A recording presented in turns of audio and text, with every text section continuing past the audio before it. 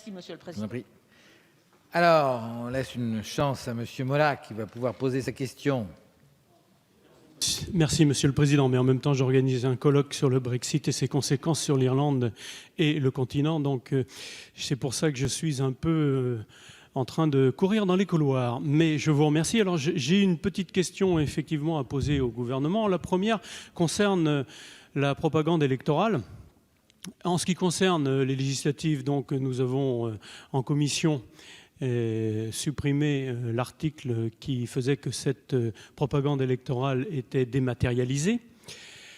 Mais en ce qui concerne les élections présidentielles, il s'agit en fait de réglementaire, et donc le gouvernement lui-même peut décider sans que nous puissions nous y opposer totalement, sans doute de façon, pas par la loi en tout cas, sans doute par nos cris, mais donc nous aimerions savoir si le gouvernement entend aussi que la propagande électorale soit bien envoyée pour les présidentielles dans les foyers. Voilà, ça c'est et puis dans le même temps, l'autre question, enfin la question subsidiaire, mais qui est tenue par la première, c'est est-ce que le gouvernement pense à s'engager dans j'allais dire, un ensemble qu'il voit bien avec les parlementaires, avec les associations d'élus, avec la société civile, comment on peut aboutir à une certaine dématérialisation, mais que ce ne soit pas fait à l'occasion d'un PLF de façon un peu brutale, surtout que ce n'est pas compris par nos concitoyens. Je rappelle que la fracture numérique, c'est à peu près 25 à 30% de nos concitoyens. Donc, la question, est-ce que nous allons avoir un processus du type, par exemple, les impôts, où on demandait aux gens, est-ce que vous voulez faire votre déclaration par Internet ou est-ce que vous voulez continuer à la faire par papier ? Donc ça, au moment de l'inscription, par exemple, sur les listes électorales, c'est le genre de choses que l'on pourrait faire. Donc on a besoin d'un processus qui nous amène éventuellement à la dématérialisation, mais certainement pas de façon arbitraire comme cela, parce que c'est très mal vécu par les Français. J'ai reçu plein, je termine, Monsieur le Président, je vous remercie.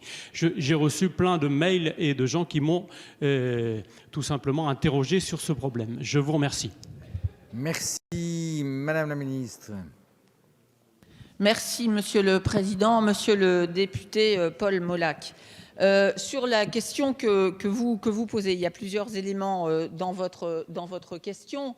Je pense que, comme ça a été rappelé tout à l'heure lors de la discussion générale, ça n'est pas la première fois que ce point et que ce sujet vient en débat dans cette Assemblée, de la même façon qu'au Sénat. À chaque fois, effectivement, vous l'avez dit, lors de l'examen du projet de loi de finances. Et, in fine, c'est bien la représentation nationale et les parlementaires qui en décident. Donc, le débat a lieu. Il aura lieu aujourd'hui, je n'en doute pas. Et vous, l'Assemblée, en décidera. Après, demander à chacun et appliquer une situation différente à chacun de nos concitoyens, je perçois juste la complexité du processus que vous proposez. Comme je l'ai dit tout à l'heure, le gouvernement a prévu un certain nombre de dispositions pour garantir un égal accès à l'information. Je vais pas le rappeler. Pour répondre plus précisément à la question que vous avez posée. Bien évidemment, pour les élections législatives, il s'agit d'une disposition législative. Pour l'élection présidentielle, la décision se prend par décret. Il est bien entendu que si la représentation nationale venait à refuser qu'il en soit appliqué pour les élections législatives, il ne prendrait pas de décision par décret, bien entendu, pour respecter la volonté du Parlement. Je vous remercie.